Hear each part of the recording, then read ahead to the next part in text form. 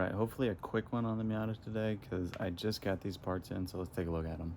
So obviously I've already upgraded all of the coolant lines with the silicone hoses. So today we got the silicone hoses for all of the vacuum lines. So I'm pretty stoked about this one because some of them, like these, are looking pretty old and used up, dried out, cracking. So let's get into it. So the kit doesn't come with any instructions as far as where things go. You just kind of have to take a look at it, match it up. It does come with the nice new hose clamps, which are screwdrivers, which I like a lot better than these sort of like pinch and clamp ones. But like I said, you just kind of match up the shape of them and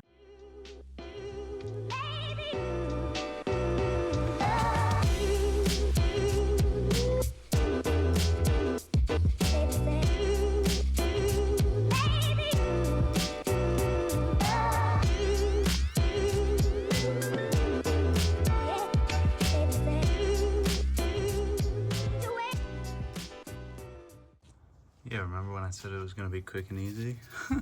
Then you've got stuff like this that is so worn out that it's just cracking, and this thing wouldn't come off because it was so embedded in there. So super fun. Already destroyed a pair of gloves, but gonna clean these up very briefly, and then Vaseline is what you use to like lube it up and get the new line back on there. And while they're made fairly well, I've had to trim some of them in the past, just because it's a little bit longer on this portion here and then shorter on that portion there. So I don't know, we'll kind of see how it goes. And the only thing I note on these clamps is just to make sure that whichever way you put them on, you're gonna be able to get a screwdriver or a little bit driver in close enough to get those on. So this looks good to me. I'm gonna lube those up and slide them on.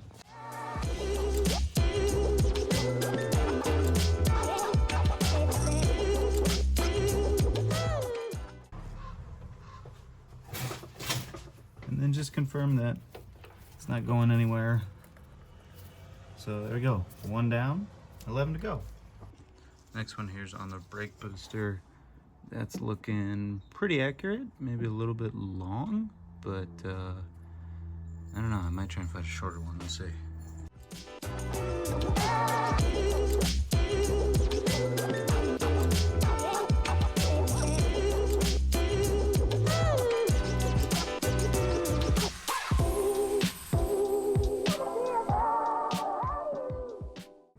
I'm not entirely sure where a lot of these lines go. Especially because these ones are a lot more flexible than the rubber ones. So just kind of have to measure up and figure out the shape of them. So I'm fairly certain this one goes here. And then I've got one more for, oops, that one there. I've got a bunch, but like I said, trying to find where they go, especially when it doesn't exactly tell you, is kind of tricky, but we'll keep chugging along.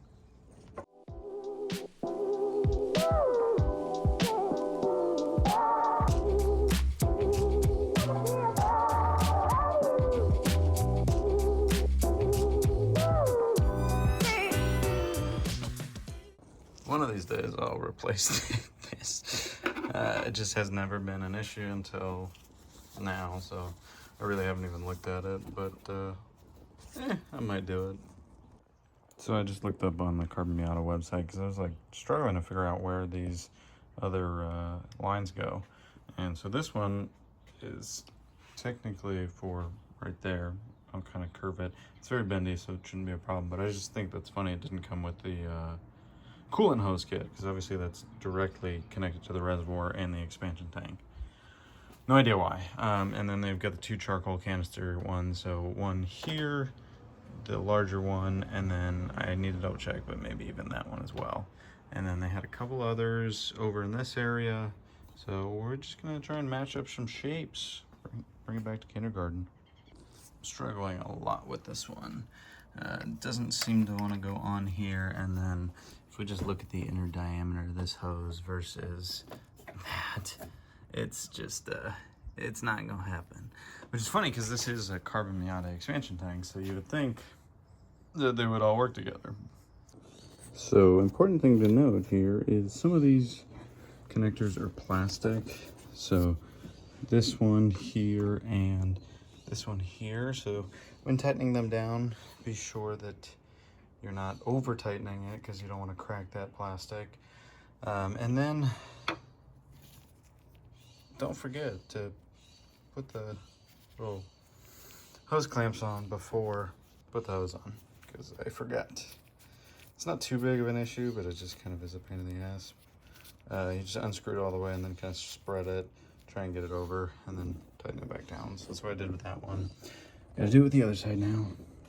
All right, so the one on top of the charcoal canister makes this weird little shape. It's got a clip back here and then comes down here. So I kind of looked at the how this one's laid out, and the bends are just about right. Like I said, it may be a little bit long, but yeah, that's where that one's gonna go. I'm having some issues. I looked at the diagram, or the sort of customer photos they had on the website. A lot of them are from NA6s, which have totally different baffles and coolant spots. So from what I saw, this was correct, but obviously the shape is a hell of a lot different from the NA6 to the NA8. So I'm gonna try and get it on there, but I'm like worried that there's gonna be a kink or otherwise, and it may not be good. So I don't know, I'm struggling. I got a couple additional ones on, like these guys. This one runs there, doesn't have any sort of clamp, and then this one runs down here. I think I need to trim it, and then this one runs up and under, but I wasn't sure where it went, so I tried to put it on a couple of the other ones, and now it's too big, so I think I'm gonna have to clamp it. We'll see. As much as I don't enjoy ordering from Moss, they were the only ones that had this part, which I'll show you here in a second, so we just went for it.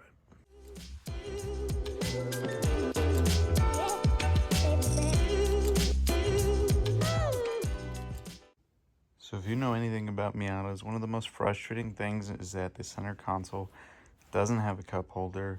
So this center console fixes that, adds this nice little pouch for phones, magazines, books, whatever the you got. Bigger center consoles, you can actually fit things in there while it's still using the same bolting locations, and it'll reuse the same locks. You don't have to get a new key. The one thing I'm gonna have to figure out is how to do the power window switches in here, but we'll figure it out. And then, because I'm bougie, I was like, oh yeah, I want the nice armrest for that. So that'll go there. The chrome gas cap, so very stoked about that one. The Doorsills, because I've always loved the look of that, and mine didn't come with it, or if it did, it's long been sold, so got those. And then these, kind of hard to see, but they're the HVAC knobs, but in wood, which I thought would match the interior with the limited edition stuff nicely. So most, if not all of this stuff is from IL Motorsport, so those little HVAC knobs, the center console, the armrest, and the sills. The only thing that's not is from this one, and that's from Tourist Trophy. Starting with the gas cap cover. So I went ahead and removed the old one. It's just two 8mm bolts, which are going to be back there. I also took the time to kind of clean up this area just because there's a lot of stuff in here, and left this on in the meantime just so that way nothing gets in the gas tank, because that would be not fun. And then it's just going to be removing 1, 2, 3, either with a Phillips or the 8mm. I'm probably going to use the 8mm just so it's easier. And then those will attach right to here. Also give us a good opportunity, like I said, to clean this stuff up while we're here. All right, so fairly easy install as far as just getting that stuff on, and then making sure that this is going to match up with the stock release there. So we'll give that a test whirl. Oh, okay. So it looks like it's all good. Go in here.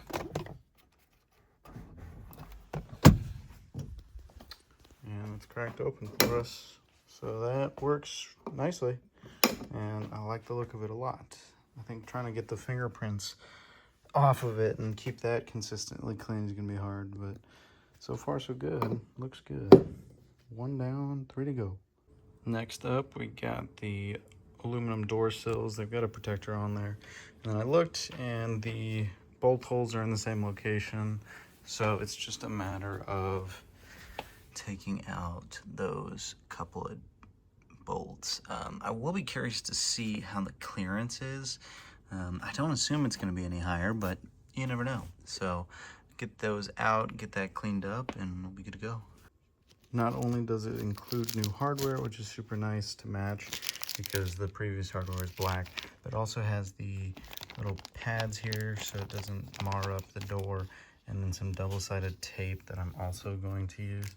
So the only other thing to pay attention to is the little receivers on the bottom. I cleaned them so then they moved just a touch.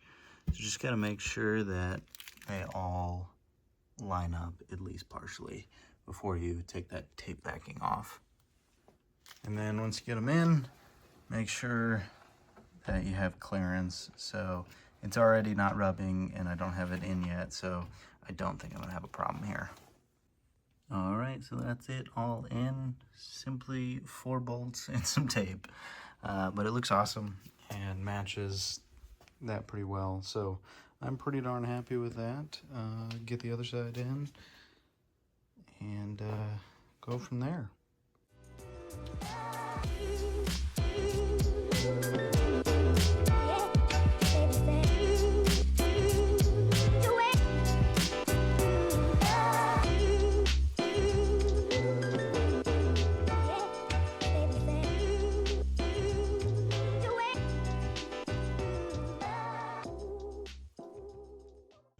Alright, last thing to do, just make sure it closes and I don't hear anything, so we're all set. I got the final piece in for the center console, so gonna put that on the new center console and then finish up on the interior. So nice, the instructions are all in German. Thankfully they got arrows and pictures, so it looks like we can reuse the same lock, which is super nice. And try and reuse that same plate from the underside to mount the new shift boot there. So let's see about getting that in. So first we got to get this one out. Similar to all the others, unscrew the shift knob. We got 1 bolt here, 1 bolt here, 1 in here, and then a couple in the interior. And we'll go ahead and pop this off.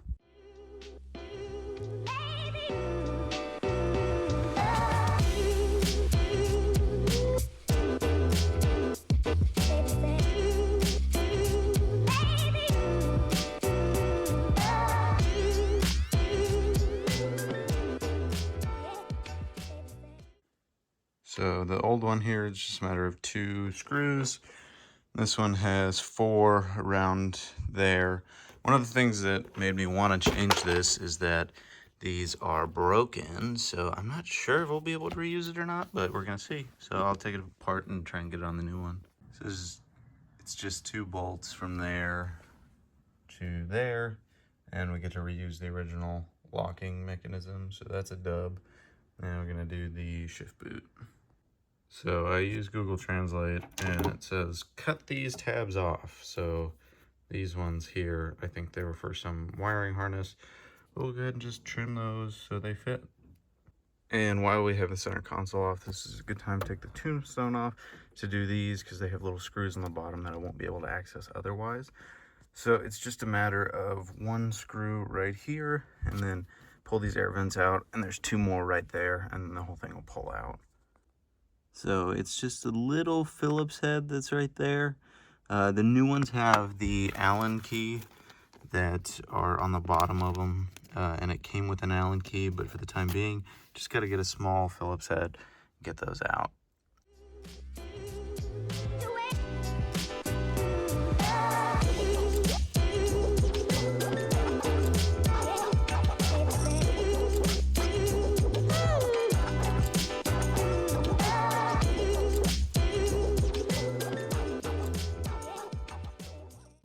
All right, now that the tombstone is all back together, we're gonna try and put back in the new center console, test fit it. It only has really the 2 bolt holes there that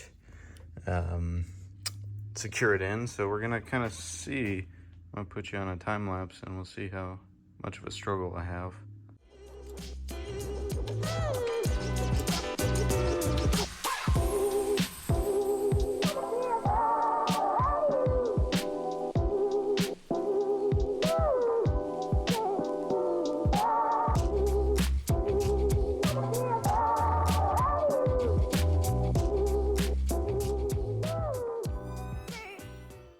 You probably saw me struggling a lot with this one, and that's because I've got 2 of those eyelet grounds, one for the power windows and one for the central locking system. So that was kind of a pain in the butt to get both of those eyelets to match up. But once I did that, it's generally a pretty darn good fit, and I really like that shift boot. This thing I put in for more storage, and now it doesn't totally fit, and I also may have some additional struggles with the seatbelt now, and I'm gonna have to fab something up because this piece is not gonna fit there, because it was intended to be used with the stock switches, which obviously it does not. So we're just gonna struggle bus it and have some loose wires for a while because I'm sick of not driving and I want to go drive this thing around. But we did a lot between the new knobs, the new center console, this sill, and then the gas tank. I'm pretty darn happy. End of an era. We're gonna remove that windshield banner, and we've got another Sakura one that we're gonna put up. Oh, probably should. No, you go ahead. You already got it, so just rip her off like a Band-Aid. One piece.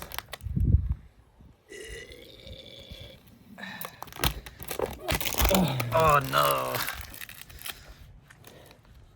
Brock. Yeah, something stinks. So Miata's got the very little windscreen, so we're gonna end up cutting probably half of this, but we're gonna go 2 inches up, cut off most of the white, so that way we can get the most amount of it, and then kind of mock it up again. It already had a curve for the windshield, so we just measured 2 inches up on several different points. We're gonna use a big straight edge and then cut that. All right, so that's it mocked up, and we went ahead and cut the bottom. So we've left ourselves a little bit of room towards the top, and then we've wet the surface as if it wasn't wet enough already. So that way we can slide it around and kind of get it centered and perfect.